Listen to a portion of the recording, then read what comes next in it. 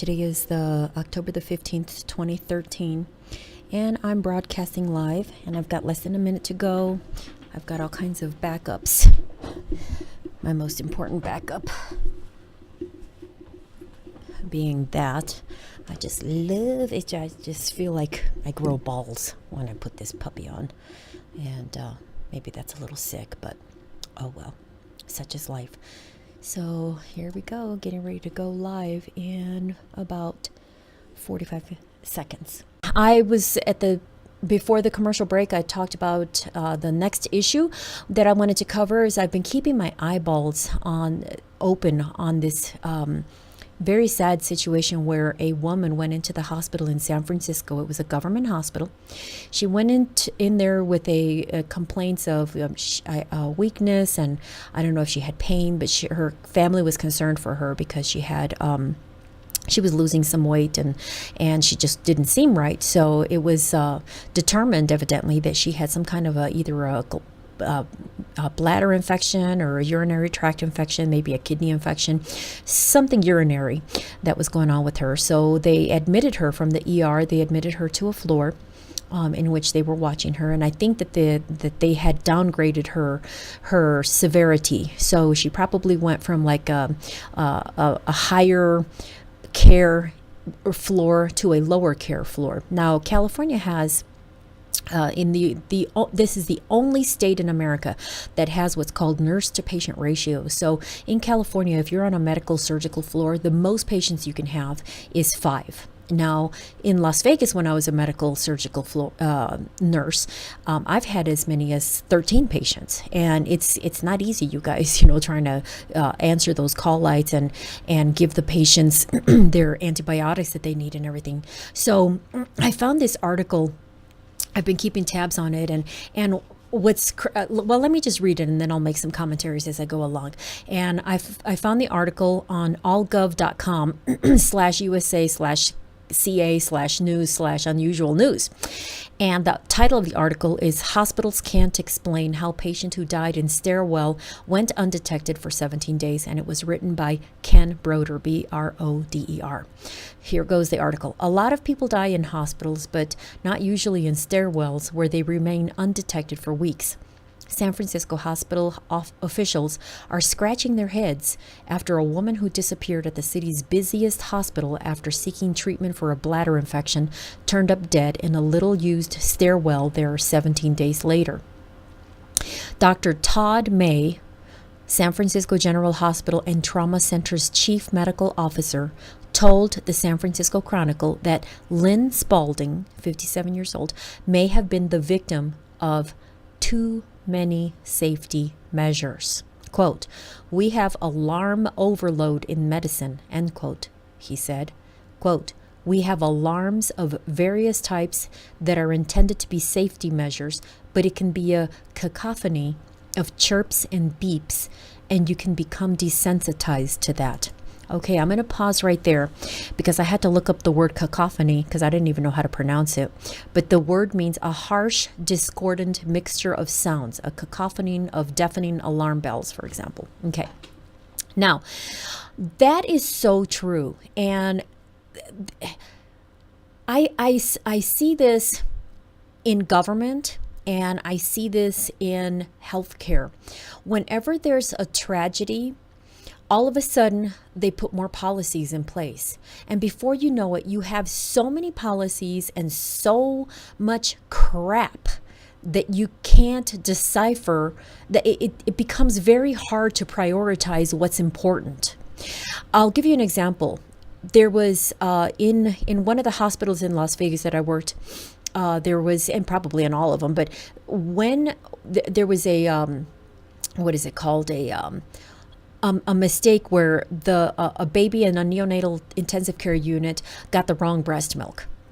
So because of that, I mean, they had to fix up that mess big time. I mean, I didn't think it was that big of a deal. For God's sakes, back in the days of the Confederacy, the aristocracy of the South was raised by wet nurses, which was a black female slave who had a baby, and they'd continue to that black slave would continue to feed the white babies.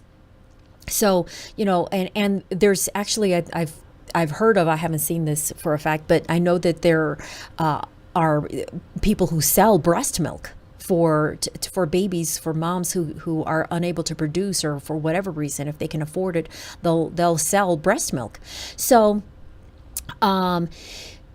this, because of an error like that, all of a sudden the hospital wants to take action. So what they do is implement more policies, more bureaucracy. So from then on, every time that there was a nurse would give a baby breast milk, now all of a sudden there's a new form that you've got to take the time and have two nurses verify that that you're giving the right milk to the right baby, and there's a signature, so that there's two nurses and there's some accountability. So by the time, and I'll tell you, one time I was working at I guess they call them feeders and growers, and I had about 6 babies that I was taking care of. It was four babies, but I was in charge there because I was the RN, and they gave me an LVN who didn't know, anything about taking care of babies. So I was basically in charge of the whole floor, and I don't remember how many babies there were there, but it was at least 10. And they're all hooked up to monitors, and it was night shift, and so I had to be on top of everything, because you've got your alarms because somebody's not breathing, or stopped breathing. The medical term for that is they went apneic, and they just forgot to breathe. So you kind of flick them in the foot to, hey, wake up and breathe, flick them a little bit gently, So you had that alarm that you had to listen to. You had to listen to, it was a different sound if it was the heart that was slowing down. They called it Brady. They'd have a Brady episode, which is bradycardia, which means the slowing down of the heart. So you'd flick them for that. You'd have, an alarm because somebody's knocking at the door. You'd have an alarm because the wrong mother got too close to another mom's baby. So you've got that alarm system. You've got so many alarm systems that you become desensitized. And I'll never forget the time I thought I had a little brain fart, because I was on overload with all of these alarms. And one time, there was a baby that was just screaming, and I don't know what his or her problem was, but I had things that I had to take care of, so I had to ignore the screaming baby. And the baby that was screaming, I just went over and I was going to mute the button to make the child stop screaming. And I'm thinking, oh my God, I know it's time for me to take a leave of absence, because of all of these bells that were just going off, where I thought that a baby that was screaming, I just needed to push a button to make him stop screaming.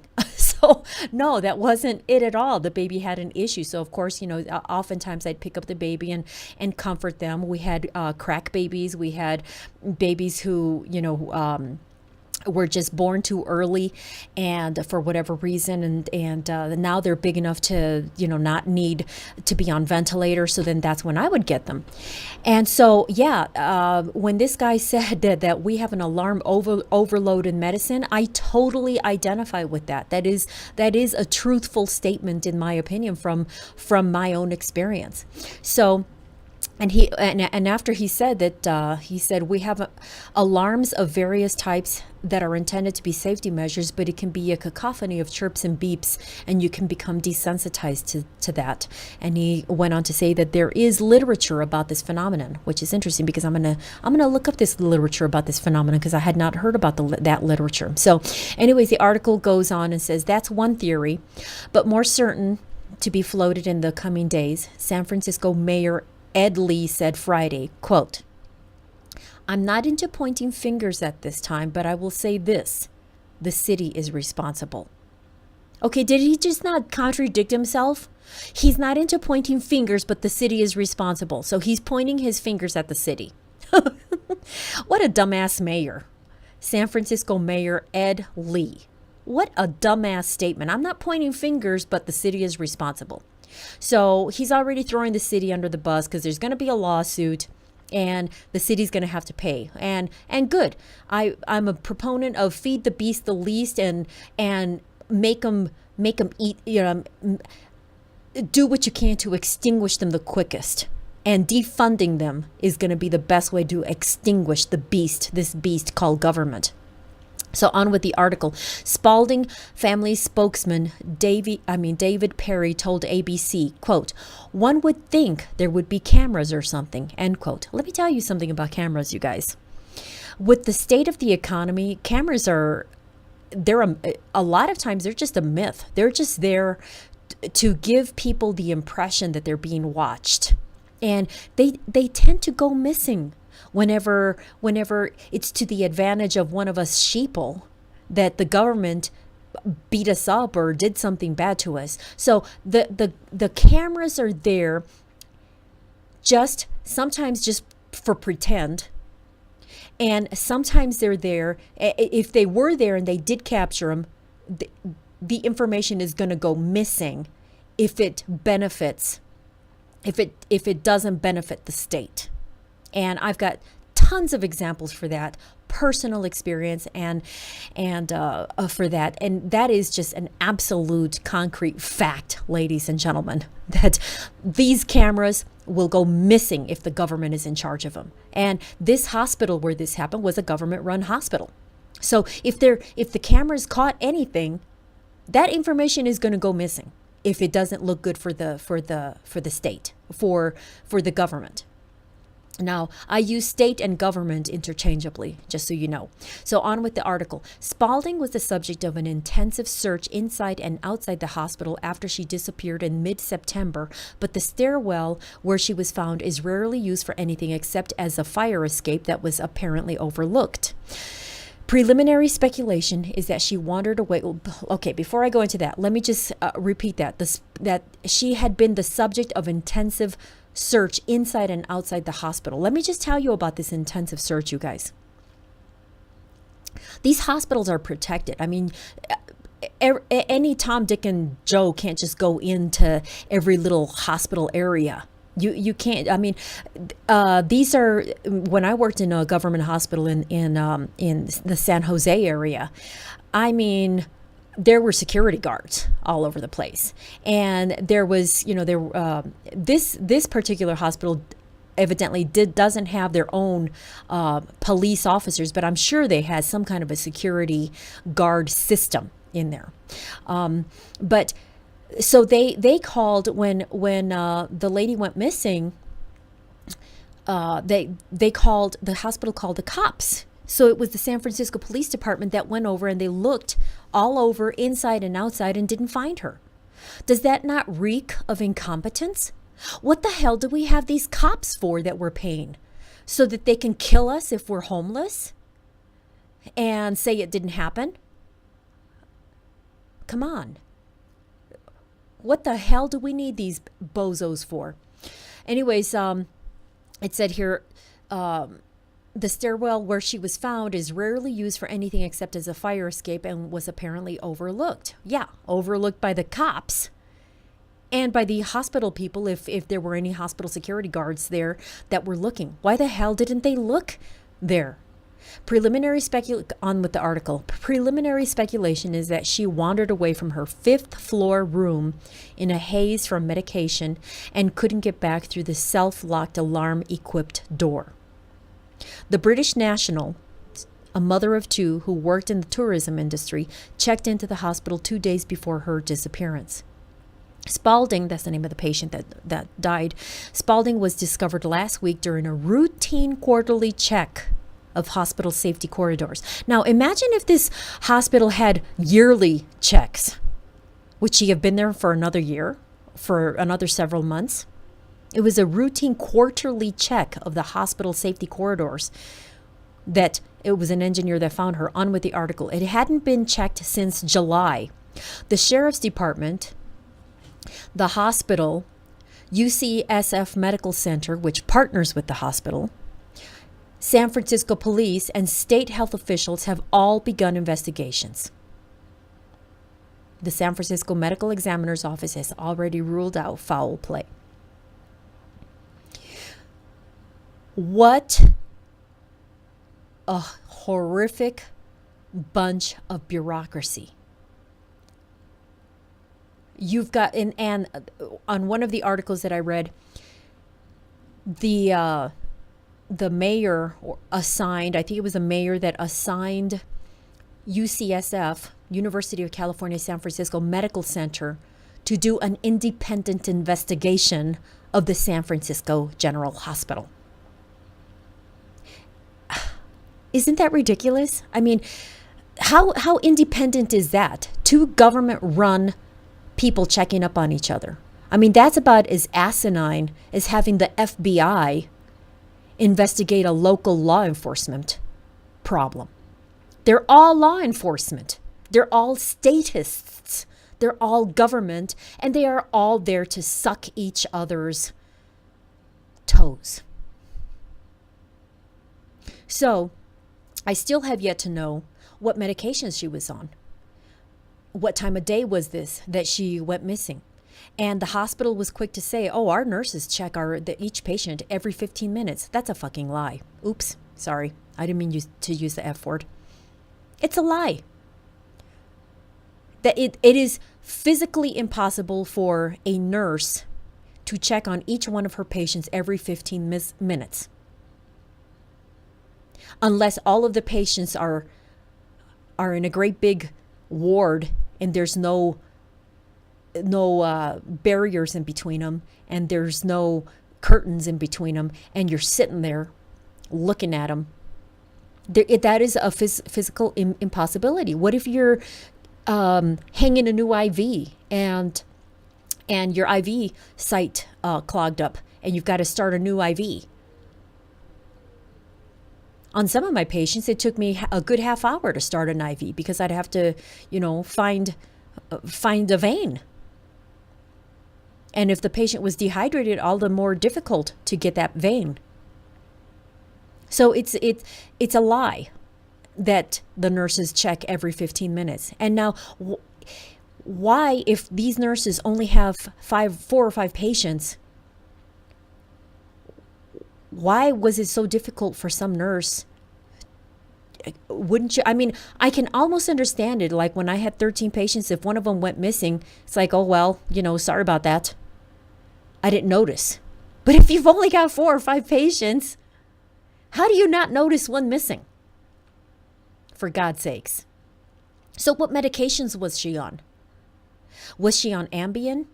What time of day was it? So what did a lazy nurse just want to knock her out and put her on Ambien? I know I had a couple of incidents, one really bad one where I gave a patient Ambien, which is it's a benzodiazepine similar to Xanax and Valium.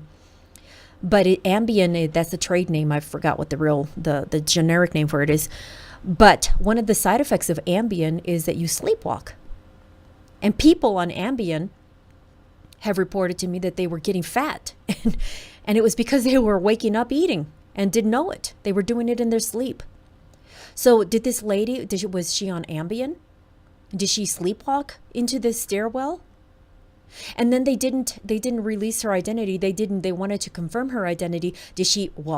All of the patients that I know of in all the hospitals in all the United States, the first thing that they do is that they put a band on them. Did she take her bracelet off? Did she want out of that hospital? Was she well enough to be out and nobody was responding to her needs? Did she have a mean Filipino nurse? Did she get frustrated? That's why I tell my patients the number one thing that you can do when you're in a hospital setting, which is basically a prison setting, is to designate a patient advocate. And it doesn't have to be another nurse. It doesn't have to be somebody in your family who knows medical jargon. It just needs to be somebody who knows how to critically think. That is the top priority if you go into a hospital setting. So, was she drugged? What the hell? I made a prediction that they're gonna scapegoat a couple of nurses, probably the nurse that was in charge of her care. Was this during the shift change? I mean, that's happened. I've known that to happen where there's a change, a shift change, and a patient who was waiting to be discharged is waiting for hours for somebody to come over and wheelchair them out. And if they're okay, sometimes they'll just take off and go. That's happened to me. And in some of the busy hospitals. So I'm still waiting to hear who the nurses were, and I wouldn't be at all surprised if the hospital administration targets the nurses. So who was the nurse that was in charge? Was this a change of shift and there were two nurses, one oncoming and one offgoing? And who was the head nurse? And was that a change of shift also there for the head nurses to do, did she sneak away? Did she just have like a heart attack on the stairwell? Was she sneaking out?